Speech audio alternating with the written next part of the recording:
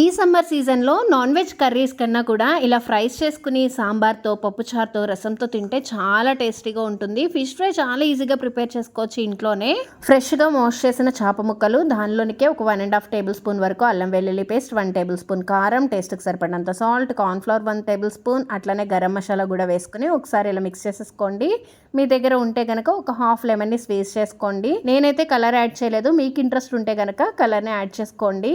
నేనైతే food colour హెల్త్కి అంత మంచిది కాదని చెప్పి స్కిప్ చేశాను. నేను ఒక 1 అవర్ పాటు ఫ్రిడ్జ్లో మ్యాగ్నేట్ చేసుకుని తర్వాత డీప్ ఫ్రైకి సరిపడినంత ఆయిల్ పెట్టుకుని ఒక్కొక్క పీస్ని ఇట్లా ఆయిల్లోకి యాడ్ చేసుకుని లో ఫ్లేమ్ నుంచి హై ఫ్లేమ్కి అడ్జస్ట్ చేసుకుంటూ మళ్ళీ ఒక సైడ్ వేగిన తర్వాత ఇంకొక వైపుకి కూడా ఫ్లిప్ చేసుకుని ఇంత రెడ్ కలర్ వచ్చే వరకు కూడా ఫ్రై చేసుకున్నాను. టేస్ట్ అయితే అల్టిమేట్ ఉంది. మీరు కూడా డెఫినెట్గా ట్రై చేసి కామెంట్ సెక్షన్లో కామెంట్ చేయండి. Thanks for watching. మరిన్ని ఇలాంటి మంచి మంచి రెసిపీస్ కోసం మన ఛానల్ని ఇప్పుడే సబ్స్క్రైబ్ చేయండి. రైస్లోకి పప్పు చారు, ఫిష్ ఫ్రై చాలా బాగుంటుంది. ట్రై చేయండి.